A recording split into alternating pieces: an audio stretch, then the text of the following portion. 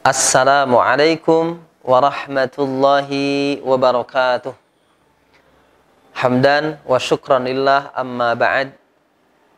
Faqad qala Allah Ta'ala fi mahkami kitabihil karim wa huwa asdaqul qailin. A'udzu billahi as-sami'il 'alim minasy syaithanir rajim.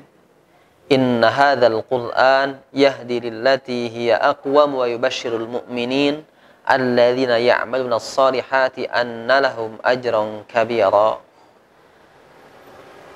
Para pejuang Quran yang dirahmati Allah Subhanahu wa taala, bersyukur kepada Allah Subhanahu wa taala, sholawat beserta salam senantiasa tercurah limpahkan kepada habibana wa nabiyyana karim Muhammad sallallahu alaihi wasallam. Ramadan disebut dengan syahrul Quran. Ramadan disebut dengan bulannya Al-Quran. Syahr Ramadan alladzi unzila fihi al-Quran hudal linnasi wa bayyinatin minal huda wal furqan. Insyaallah. Oleh karenanya jangan sampai di bulan Ramadan kita tidak memaksimalkan potensi-potensi kebaikan dengan Al-Quran.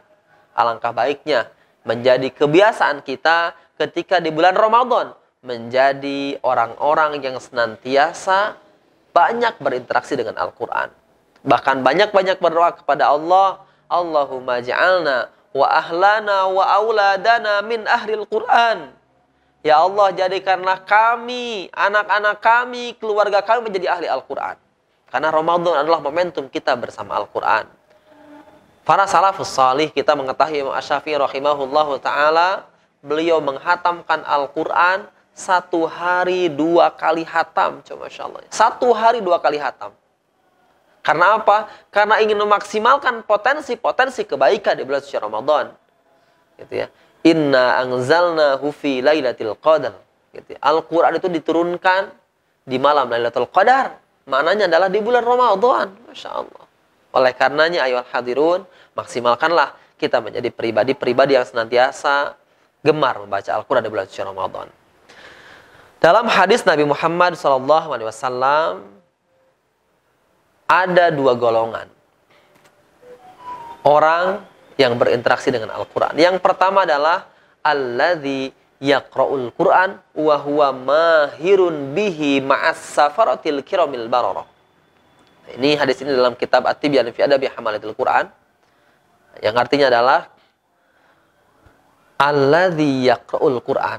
Ada orang yang baca Al-Quran dan baca Al-Qurannya itu mahirun bih, mahir dalam baca Al-Qurannya. Maka kata Nabi, ma'as safaratil kiramil bararah, dia akan senantiasa hidupnya dibarengi oleh malaikat yang mulia. Masya Allah, coba ya. Jadi hidupnya itu akan dibarengi malaikat aja, gitu ya. Ketika apa? Ketika membaca Al-Quran, dan dalam membaca Al-Quran itu mahirun bih, mahir baca Al-Qurannya. Gitu. Dan apa definisi mahir? Adalah orang-orang yang bisa menjaga keaslian bacaan Al-Quran, gitu ya. Sekali lagi, jadi jangan sampai Ramadan kita itu baca Al-Quran cepat-cepat, gitu ya. Tapi baca Al-Qurannya itu tidak sesuai dengan, tidak bisa menjaga keaslian bacaan Al-Quran. Makanya ada orang yang mempunyai sanad Al-Quran, misal gitu ya. Itu bagaimana caranya bisa menjaga keaslian bacaan Al-Quran.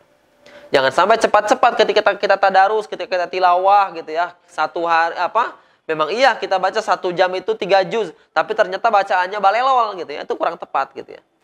Karena ada golongan yang pertama adalah mahirun bih, mahir baca Al-Quran ma'as safaratil kiramil bararah.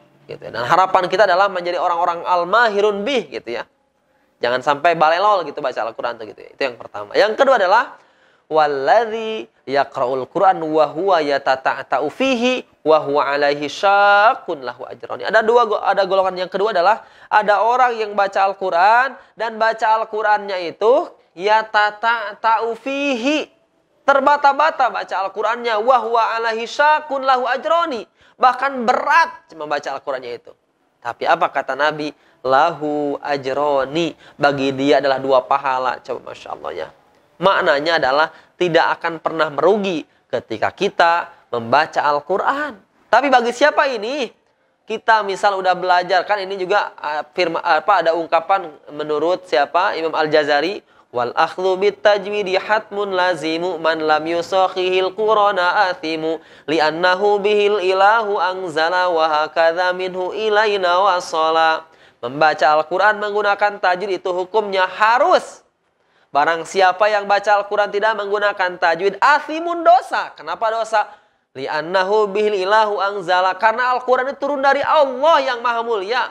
Wa hakadha minhu ilaina wasala, sampai kepada Nabi Muhammad SAW, Al-Qur'an ini menggunakan kaidah tajwid. Masya Allah ya.